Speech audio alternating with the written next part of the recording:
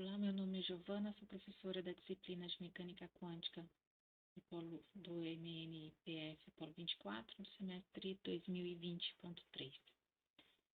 Nesse vídeo, eu vou fazer alguns comentários sobre a lista de exercício, sobre complementariedade e o princípio da incerteza. É uma lista de exercício que, na verdade, foi elaborada pelo professor Carlos Aguiar, da UFRJ, em 2014. Bom, esse exercício, ele pede para considerar uma partícula que é encontrada em apenas duas posições, aqui, x igual a menos a ou x igual a. E essas posições correspondem a vetores de estado mais a e menos a.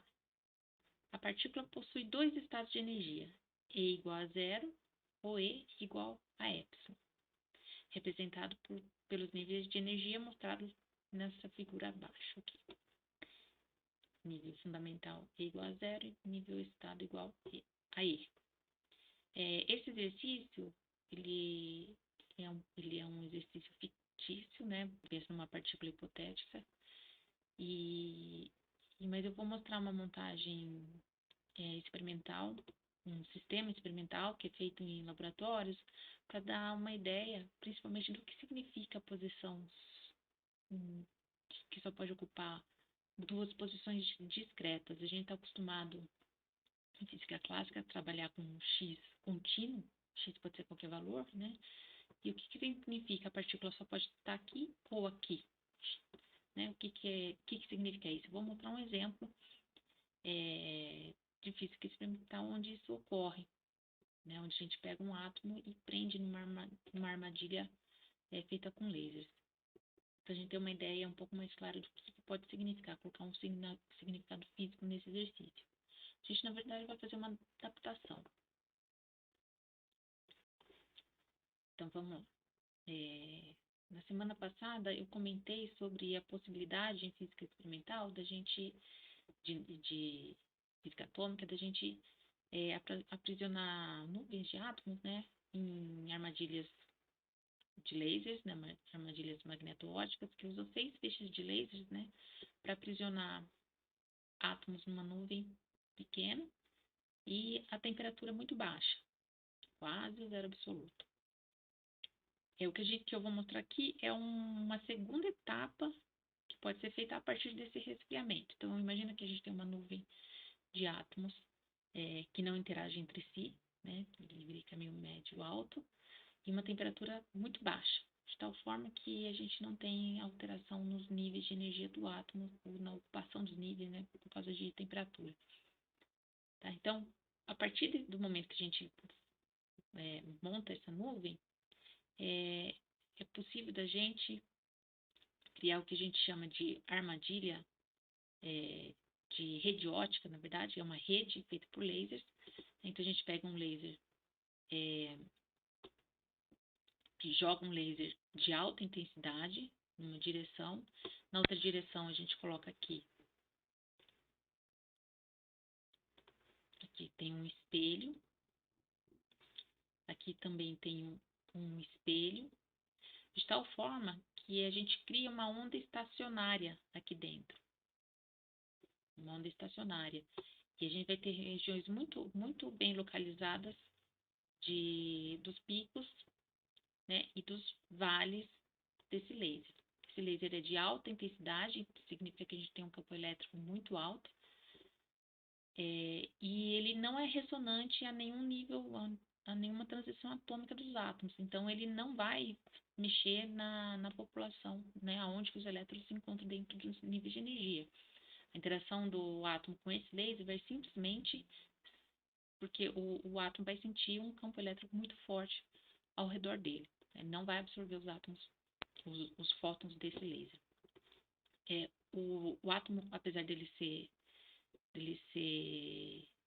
neutro, na presença de um campo elétrico muito forte, os elétrons vão se acumular numa região, a distribuição de elétrons não vai ser mais uniforme, o elétron força os elétrons para um certo lado, né? E cada átomo vai funcionar como um dipolo, olhando de perto vai ficar como um dipolo elétrico. esse dipolo acaba sentindo, né, essa variação do campo elétrico senoidal, variando com a posição.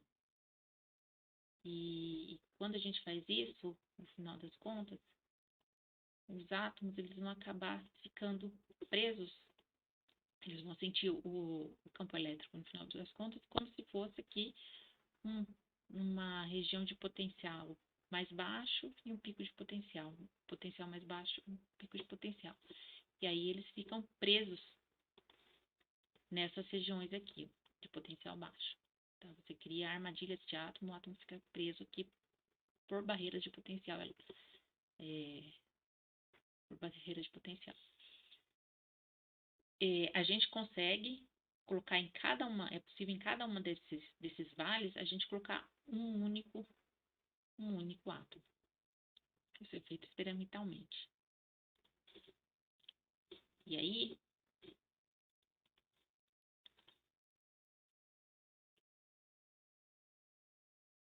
tá?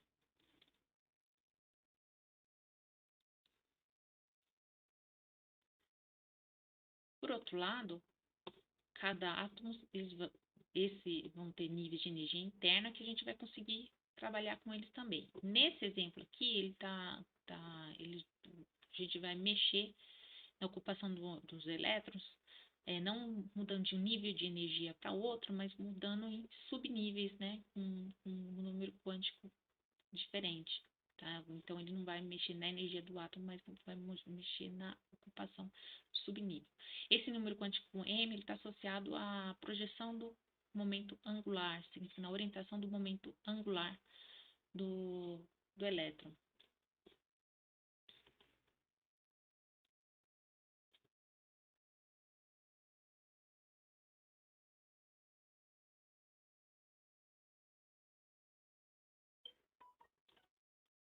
E aí, dependendo da ocupação,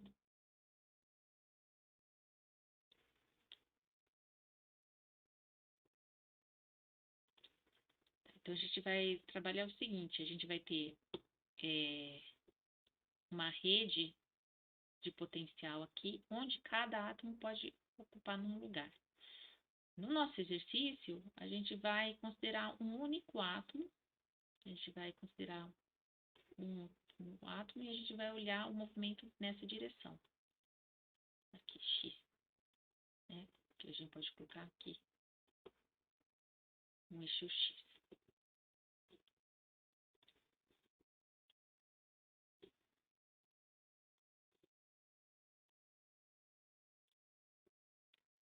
E o que acontece? A gente vai pegar esse sistema e vamos jogar 2 lasers agora, que é para mexer nos níveis de energia do átomo, tá? Não só, eles já estão presos na armadilha, mas a gente pode jogar mais 2 lasers, agora em ressonância com uma transição atômica, né?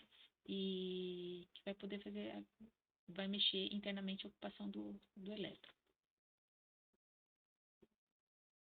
Então, nesse caso, aqui nesse exemplo, esses 2 lasers vão fazer com que os elétrons, por exemplo, ele sai do nível M1 e vai para o nível M igual a 0.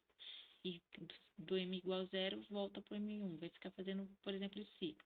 O outro laser, ele vai poder, por exemplo, fazer o elétron sair do M igual a 0 e para o M igual a 1 ou M para 0.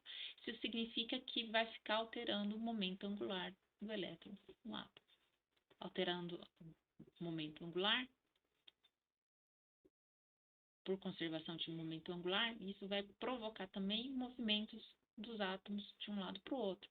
Então, a mudança no nível de energia dos elétrons vai fazer provocar uma mudança na posição dentro da rede onde esse átomo se encontra. Tá? O átomo vai poder ir para uma rede lá para cima ou uma rede aqui para baixo.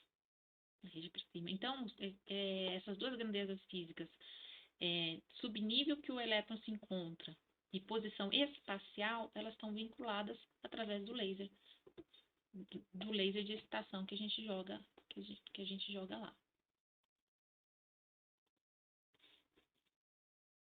Tá?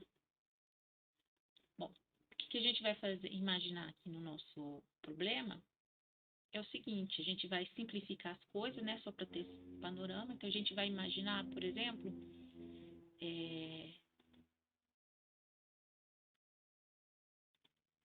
então, que agora a gente vai considerar só uma fileirinha, um átomo só, em vez de ser uma fileirinha, vamos dar um átomo só e vamos considerar essa aqui a direção X, tá? Essa aqui é a direção X.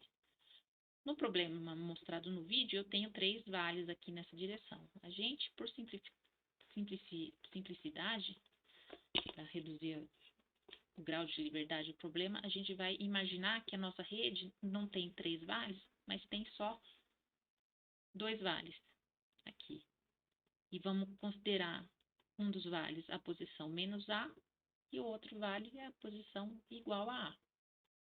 Então, imagina que isso aqui é um potencial produzido por luz laser que prende meu átomo ou nessa posição aqui.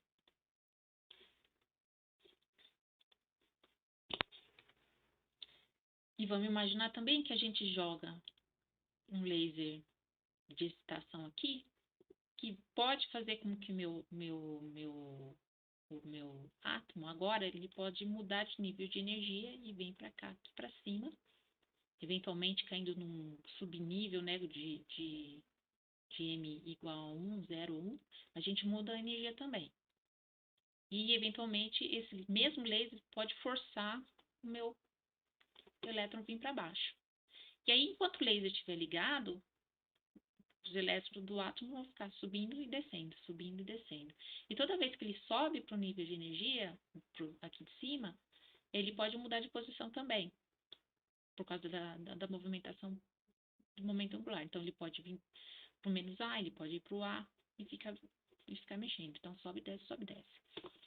A gente, em laboratório, a gente consegue ajustar a duração desse feixe de laser, quanto tempo o átomo interage com esse laser, de tal forma a gente pode escolher, depois de certo tempo, se o meu átomo vai aparecer no estado excitado ou se ele vai acabar indo para o estado fundamental. Só que quando ele vai para o estado excitado, a gente não sabe, ele pode ir tanto para o nível menos A ou para o nível para a posição A. Vai ser meio aleatório, a gente não tem certeza se ele vai vir para cá ou para cá. E a mesma coisa quando ele descer. Quando ele descer, a mudança de nível de energia pode provocar uma mudança de posição também. Então, o que acontece, que é o que a gente vai imaginar para esse exercício, é o seguinte, que a gente vai escolher um pulso de energia de tal forma que, a hora que eu desligar o laser, eu posso encontrar meu átomo no estado fundamental de energia, mas eu não vou ter certeza onde que ele vai estar, se ele vai estar no menos A ou no A. E eu posso escolher também, eu posso ajustar o pulso de tal forma que ele fique no estado excitado, mas eu também não sei se ele vai estar na posição A ou menos A. Essas duas coisas estão interligadas, porque é o mesmo laser que excita, é o mesmo laser que provoca mudança de lugar. Mas quando eu mudo de nível, o decaio, eu não sei para onde ele vai. Então, meu laser pode estar no estado fundamental ou excitado e eu tenho uma incerteza de onde que ele vai estar no espaço X. E é com isso que vocês trabalhar. Só repara que nesse estado que eu desenhei aqui, que eu tenho aqui, ó, o zero eu tenho uma soma e no E eu tenho um negativo aqui. Em termos de probabilidade, que é o módulo ao quadrado, probabilidade de achar o átomo, aqui o meio a gente colocou para facilitar as contas também. Então, nesse caso aqui, nesse exemplo, a probabilidade de achar o átomo em A e menos A é igual, tanto para o estado fundamental quanto para o estado excitado, tá? Mas essa mudança de sinal é importante para manter esses dois estados como ortogonais. Vocês vão ver que por causa dessa mudança de sinal, se eu fizer o produto escalar do zero com E, isso aqui vai dar zero, tá? Se eu colocar os dois positivos, eu vou estar falando do mesmo estado aqui, não pode. Então, é um sinal invertido para eu ter estados ortogonais, para eu ter essa relação aqui válida. Então, é com esse probleminha que vocês têm que ter na cabeça, né, na hora de resolver o problema.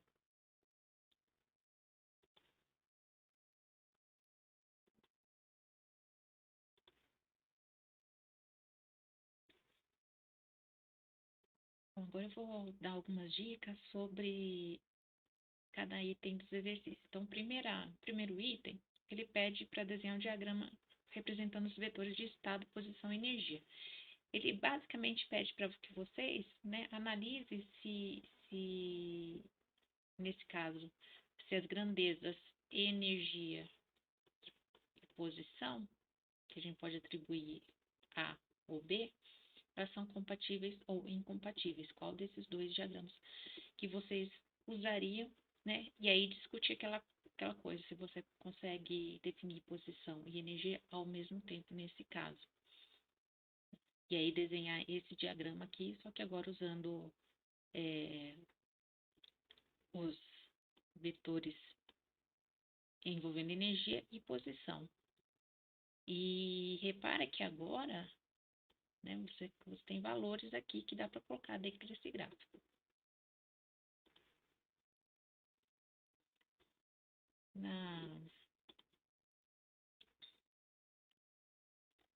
No exercício 2, eu acho que o que mais pode confundir é isso aqui, ó. É esboçar um gráfico de psi de x e e. Amplitude de probabilidade de encontrar e numa determinada posição x. Só que agora, não se esqueça que a gente só tem dois valores para x. X igual a menos a e x igual a a. Então, o nosso gráfico, não vai ser um gráfico contínuo. Vejo x, aqui a gente coloca a e menos a, e vai ter aqui só dois valores em algum lugar, dependendo desse produto escalar, que vai ser produto escalar a e ou menos a e.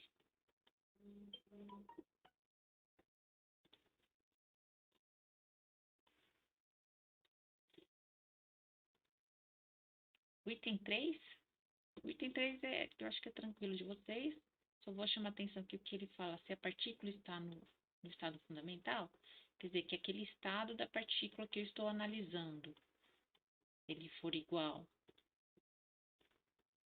a zero, o que acontece? Qual a probabilidade de eu encontrar a medida em x igual a A ou x igual a menos A? E depois, se psi for igual ao E, mesma coisa. Isso é tranquilo.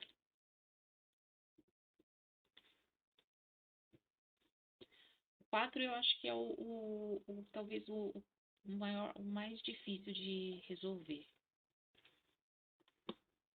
Tá? Porque agora tem um pequeno truque aqui. Para você, aqui no nosso exercício, ele deu os vetores de x e e em termos da base A e menos A. Mas a gente consegue fazer o contrário. A gente consegue escrever A igual a algumas constantes aí, zero, mais alguma constante aí, E. E a mesma coisa para o menos A. A gente consegue fazer a mesma coisa. A gente consegue pegar isso aqui e transformar agora um A em função de zero e menos A como uma soma, uma superposição dos estados zero e E de energia. É muito simples fazer isso. Isso aqui é a mesma coisa de fazer mudança de base se você tivesse um vetor posição com dois eixos diferentes.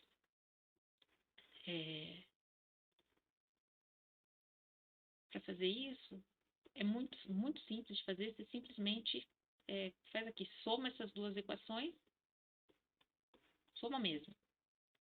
Vai dar 0 mais E igual, aí vai dar, ó, esse termo cancela com esse, 2 sobre raiz de 2A. Daí você tira o que é o A, vai passar esse termo aqui para lá. E se você fizer, em vez da soma, você fizer a subtração, 0 menos E. Aí na subtração esse termo corta, esse soma com esse, vai dar 2 igual raiz de 2 menos A. E aí você tira, né, quem que é A em função dos vetores de energia. E aí você consegue responder a essa pergunta aqui, a essas perguntas que vêm aqui. Tem que fazer. Isso aqui é mudança de base. Isso aqui é a mesma coisa, é a mesma coisa que a gente faria se a gente tivesse, por exemplo, imagina um determinado eixo. Agora, posição. X e Y. E se a gente tivesse um eixo rodado, outra cor,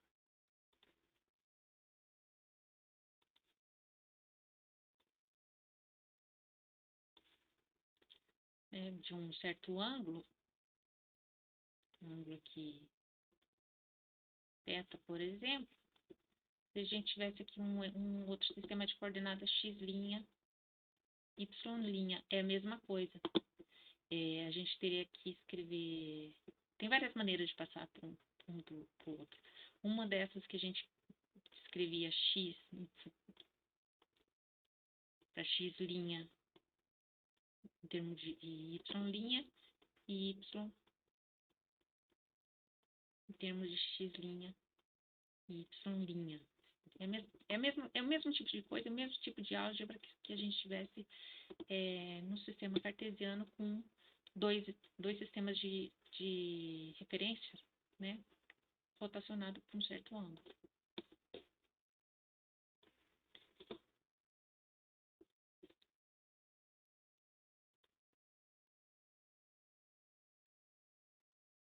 No item 5, ele vai usar basicamente as mesmas ideias dos itens anteriores, né? Só que a diferença é que agora o meu estado psi,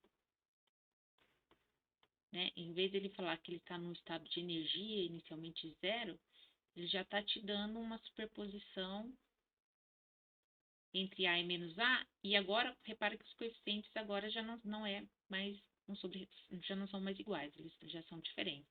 Então, é só isso. As outras, agora, como é que vocês vão analisar? É a mesma coisa de antes, tá? Então, ele vai pedir qual que é a amplitude de probabilidade da medida de encontrar a posição x menos A. Agora, você vai usar esse estado aqui para fazer análise, e menos A. Usa aqui de novo. Fazer um gráfico dessa amplitude em função da função de onda, né? X igual a psi. Então, agora, talvez nesse caso seja mais difícil, né? Porque, não, nem é difícil. Você vai simplesmente ter que calcular. Vou colocar aqui o A, fazer o produto escalar, né? E aí, isso aqui ele distribui, né? Então, você vai colocar aqui A, produto escalar com A, e A, produto escalar com esse vetor. Também é tranquilo de fazer.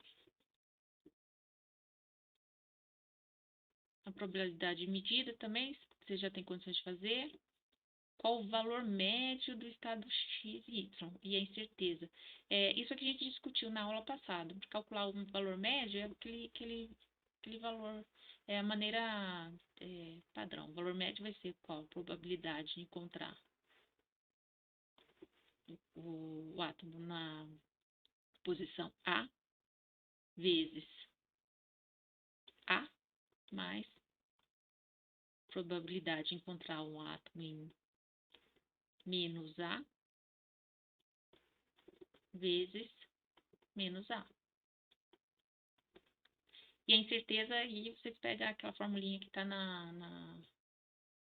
no vídeo do Carlos Aguiar da aula passada. No finalzinho do vídeo, tá lá.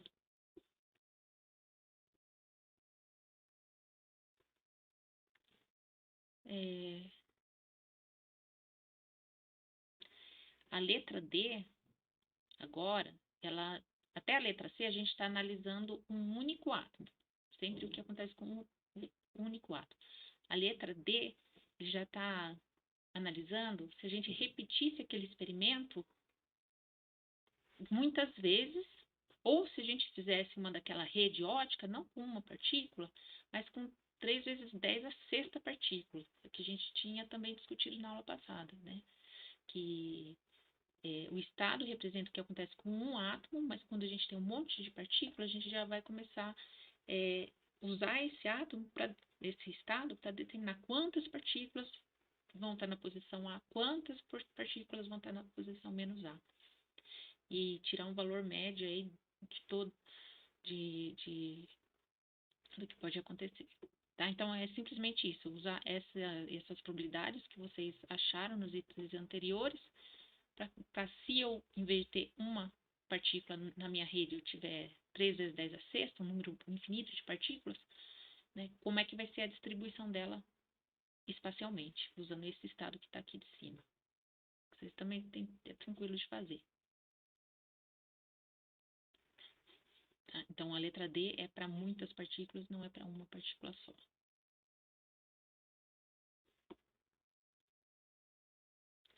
A letra E, ela é também tranquila de fazer, só que o que vocês vão ter que fazer agora? Ele está pedindo amplitude de probabilidade de fazer uma medida, encontrar E igual a zero ou E igual a E. Tá? Para vocês responderem essa pergunta, vocês precisam que o seu psi, seu estado do sistema, seja escrito na base de energia, usando os vetores de energia. Então, o seu psi, então, seu estado psi, agora, ele vai ter que ser escrito em termos de E mais alguma coisa, zero. E aí, vocês têm que encontrar esses coeficientes aqui. Como é que vocês encontram esses coeficientes que estão aqui? Vocês vão ter que usar a resposta do exercício 4. Então, para o E, vocês vão ter que pegar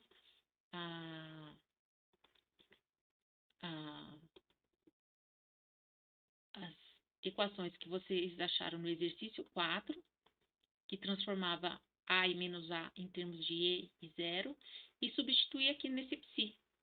Substituir aqui a resposta do exercício 4, substituir aqui, e aí vocês rearranjam os termos, né, e acham qual que é o coeficiente que multiplica E, qual é o coeficiente que multiplica zero. E aí vocês conseguem tirar quais são as probabilidades. E aí, com esse estado mesmo, agora com o estado escrito na base de energia, não mais na base de posição, que vocês vão conseguir responder também a letra F e a letra G. Então, E, F, G, para responder essa, vocês têm que usar a tarefa, o resultado do exercício 4, para transformar, para mudar a base que o psi é escrito, de trocar tudo que é A por E e zero, tá? Mudar a maneira como que vocês escrevem o estado do sistema.